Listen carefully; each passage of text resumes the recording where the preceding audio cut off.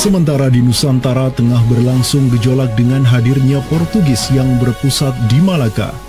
Cucu dari Sultan Muhammad Al-Fatih dari Bani Uthmaniyah, yakni Sultan Selim pertama, berhasil meluaskan pengaruh dan kekuasaannya di dunia Arab.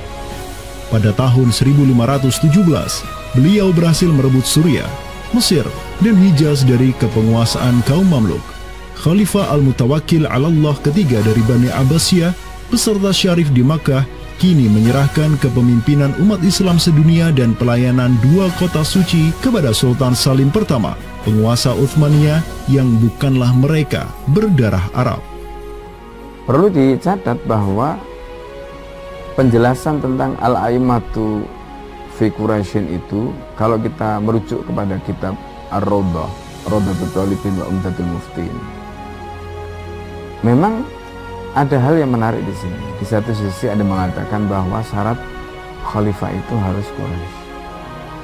Tetapi Imam Nawawi sepakat ketika katakanlah dari Quraisy tidak ada, terus diambilkan dari mana?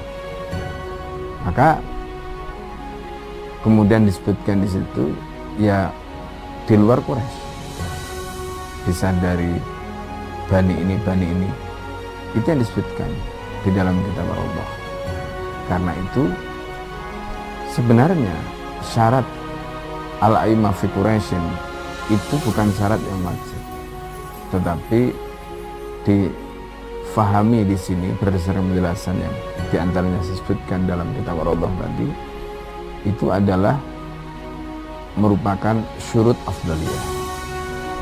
Maka semenjak tahun 1517, kepemimpinan khilafah beralih ke Bani Uthmaniyah. Selim pertama dan anak keturunannya kini didapuk sebagai Khalifatul Muslimin. Amirul Mukminin, Khadimul Haramain, Al-Ghazi fil Bahraini wal Bahraini, Zilullah fil Alam, Padisyah wa Khilafat Penah. Wilayah khilafah Uthmaniyah terus merangsek Eropa, dan merekalah yang menguasai Laut Mediterania dan juga Laut Merah. Adapun Portugis yang bercokol di Samudra Hindia mulai ketakutan karenanya. Karena dengan munculnya khilafah Uthmaniyah sebagai negara Islam yang adidaya, solidaritas Muslim sedunia akan bangkit kembali karena memiliki perisai kuat di sisinya. Ini erat kaitannya dengan hubungan dengan negeri kita, karena keimanan yang kemudian merekatkan ya dengan semangat akidah Islamiyah, semangat ukhuwah Islamiyah, menjadikan umat Muslim yang ada di Timur Tengah dengan umat Muslim yang ada di Nusantara Indonesia itu terjalin hubungan yang sangat erat. Karena kita tahu bahwa ada ayat Allah Subhanahu wa Ta'ala yang menyatakan innamal mu'minuna ikhwah. Sesungguhnya orang-orang beriman itu adalah saudara. Ketika ada saudara mukmin yang terzalimi, maka saudara mukmin yang lain itu punya kewajiban untuk membela.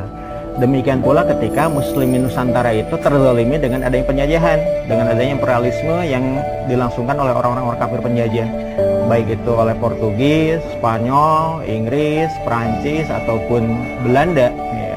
Maka kemudian Muslim yang ada di Timur Tengah yang pada waktu itu masih memiliki kepemimpinan yang tunggal untuk seluruh dunia, yaitu khalifah, itu juga turut ya memperhatikan, turut mendukung, turut memperjuangkan pembebasan ataupun kemerdekaan bagi bangsa Muslim Nusantara. Kenapa? Ini semangat jihad di antara kaum Muslim yang dihubungkan dengan semangat keimanan atau akidah Islamiyah tadi. Kenapa? Yang namanya mukmin itu adalah kal jasadil wahid, ya, satu tubuh. Ketika bagian tubuh yang lain itu teraniaya, maka tubuh yang lain pun punya kewajiban untuk membelanya ataupun juga ikut merasakan penderitaan yang dialami oleh bagian tubuh kaum Muslim yang lain. Semenjak Portugis berhasil menancapkan kukunya di India dan Malaka, tidak hanya dua wilayah tersebut yang ditimpa petaka, namun juga hampir seluruh kesultanan di Samudra Hindia dan Nusantara. Sultan dari Samudra Pasai kala itu, Zainal Abidin bin Mahmud bin Zainal Abidin Ra'ubabdar, yang mendaulatkan dirinya sebagai Al-Qaim tahta Amri Rabbil Alamin, orang yang berdiri di bawah perintah Tuhan semesta alam, mengirim surat kepada Portugis di Malaka untuk menggugat kelakuan mereka yang sangat merugikan kaum muslimin di kawasan. Namun apalah daya, Sultan Zainal Abidin yang ini kemudian dikenal sebagai penguasa terakhir Pasai, karena setelah ia wafat pada tahun 1517, bala tentara Portugis datang ke Pasai dan menaklukkan Kesultanan Islam pertama di Nusantara itu dengan penuh tipu daya.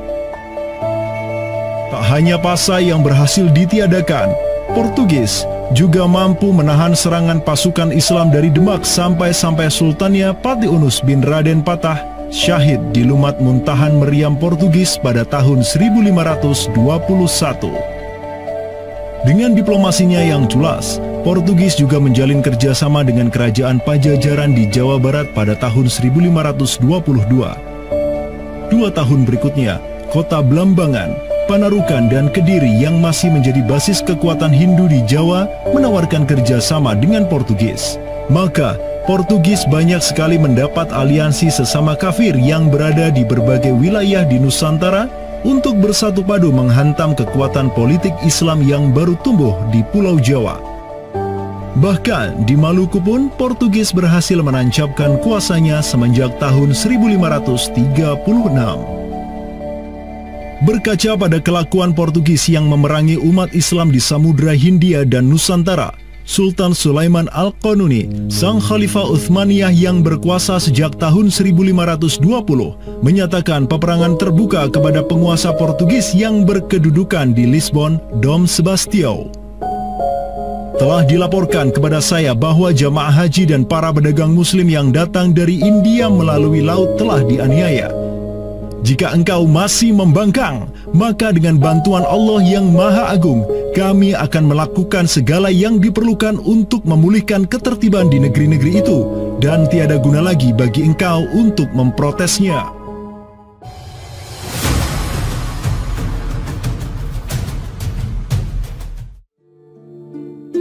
Penjaga kedaulatan Islam di Sumatera yang harum selama ratusan tahun, Samudra Pasai, kini sudah sirna di bawah kungkungan Portugis.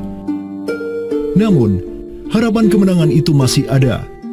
Karena tak lama setelah itu muncul kekuatan baru yang terbit di ujung utara Sumatera, Kesultanan Aceh. Kita mengetahui bahwa Sultan Aceh yang pertama adalah Sultan Ali Mughayat Shah. Ya, beliau wafat tahun 1530. Dan ini merupakan masa yang bersamaan dengan Sultan Sulaiman Al-Qanuni dari Khilafah Utsmaniyah. Prestasi Sultan Ali Mughayat Shah telah dicatat dengan tinta emas sejarah. Kegemilangan Sultan Aceh pertama itulah yang direkam Syekh Ahmad Zainuddin Asy-Syafi'i Al-Malibari, yang merupakan murid dari ulama tersohor Ibnu Hajar Al-Haytami. Dalam kitabnya Tuhfatul Mujahidin fi Ba'di Akhbaril Burtukaliyin, Syekh Zainuddin Asy-Syafi'i menulis, dan mereka, orang-orang Portugis, semoga Allah mengalahkan mereka, mendatangkan berbagai barang dari negeri-negeri yang jauh. Mereka menjadi ramai dan bertambah banyak di kawasan. Para penguasa berbagai pelabuhan menuruti kehendak mereka sehingga mereka sepenuhnya menguasai pelabuhan-pelabuhan tersebut. Pelayaran hanya dapat dilakukan dengan jaminan keamanan dari mereka. Perdagangan dan kapal-kapal mereka bertambah banyak, dan sebaliknya, perdagangan muslimin di luar kapal-kapal dan benteng-benteng yang mereka bangun makin merosot. Tiada seorang pun yang dapat merebut kota-kota pelabuhan itu selain Sultan yang mujahid, Ali Al-Asy. Semoga Allah menerangkan kuburnya, karena Sultan Ali Al-Asy lah yang telah membuka Sumatera dan menjadikannya Darul Islam. Semoga Allah membalas kebaikannya untuk kaum muslim dengan sebaik-baik balasan. Kalau kita perhatikan makam Sultan Ali Mughayat Shah, di situ ada kalimat menarik yang terpampang di inskripsi makamnya. Al-Ghazi fil barri wal bahri yansuruhullah.